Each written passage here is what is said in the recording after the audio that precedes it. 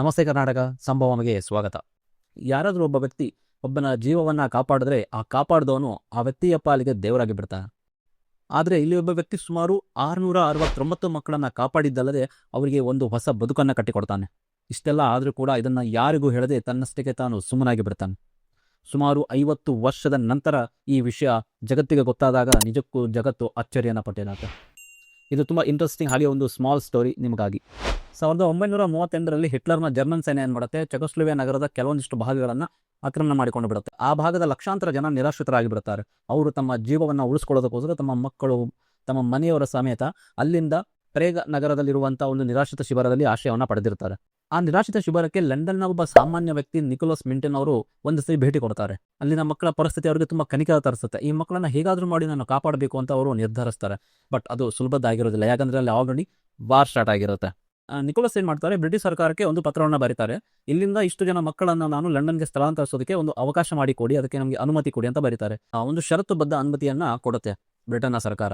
ಅವ್ರು ಏನು ಷರತ್ತಾಗ್ತಾರೆ ಅಂದರೆ, ಆ ಎಲ್ಲ ಮಕ್ಕಳನ್ನ ದತ್ತು ಪಡೆಯೋದಕ್ಕೆ ನೀವು ಒಬ್ಬೊಬ್ಬ ಫ್ಯಾಮಿಲಿ ಅಥವಾ ಒಬ್ಬೊಬ್ಬ ದಂಪತಿಯನ್ನ ಹುಡುಕಿಡಬೇಕು. ಅವ್ರು ದತ್ತು ತಗೊಳ್ತಾರೆ ಅಂದರೆ ನೀವು ಅವರನ್ನ ಇಲ್ಲಿ ಕರ್ಕೊಂಡು ಬರ್ಬೋದು ಅಂತ ಒಂದು ಅನುಮತಿಯನ್ನು ಕೊಡುತ್ತೆ. ಈ ಷರತ್ತನ್ನು ಹಾಕಿ ಅನುಮತಿಯನ್ನು ಕೊಡುತ್ತೆ. ವಿಂಟನ್ ಒಂದು ಕಡೆ ದತ್ತು ತಗೊಳ್ಳೋದಕ್ಕೆ ರೆಡಿ ಇರುವಂಥ ಬ್ರಿಟಿಷ್ ಕುಟುಂಬವನ್ನು ಹುಡುಕಾಡೋಕ್ಕೆ ಶುರು ಮಾಡಿದ್ರೆ, ಇನ್ನೊಂದು ಕಡೆ ಆ ಮಕ್ಕಳ ಕೆಲವು ನಕಲಿ ದಾಖಲಾತಿಗಳನ್ನು ಸೃಷ್ಟಿ ಮಾಡೋಕೆ ಶುರು ಮಾಡ್ತಾರೆ. ಅಂದರೆ ಆ ಮಕ್ಕಳನ್ನು ಇಲ್ಲಿಂದ ಸೇಫ್ ಆಗಿ ಲಂಡನ್ಗೆ ಶಿಫ್ಟ್ ಮಾಡಬೇಕು ಅನ್ನೋ ಕಾರಣಕ್ಕೋಸ್ಕರ ನಿಕೋಲಸ್ ವಿಂಟನ್ ಏನು ಮಾಡ್ತಾರೆ, ಒಂದು ಡೈರಿಯಲ್ಲಿ ಯಾವ ಮಗು ಯಾವ ಬ್ರಿಟಿಷ್ ದಂಪತಿಗೆ ದತ್ತು ಹೋಗಿದೆ ಅನ್ನೋದನ್ನು ಸಂಪೂರ್ಣವಾಗಿ ವಿತ್ ಫೋಟೋ ಸಮೇತ ಬರೆದಿಟ್ಟಿರ್ತಾರೆ. ವಿಂಟನ್ ಕೂಡ ಅದ್ರ ಬಗ್ಗೆ ಯಾರ ಹತ್ರನಿಗೂ ಚರ್ಚೆ ಮಾಡೋದಿಲ್ಲ. ಇವನ್ ಅವ್ರ ಹೆಂಡತಿ ಕೂಡ ಇದ್ರ ಬಗ್ಗೆ ಚರ್ಚೆ ಮಾಡೋದಿಲ್ಲ. ಆದರೆ ಸುಮಾರು 48ರಿಂದ 50 ವರ್ಷ ಆದಮೇಲೆ ಆ ಡೈರಿ ಅವರ ಹೆಂಡತಿ ಕೈಗೆ ಸಿಗುತ್ತೆ.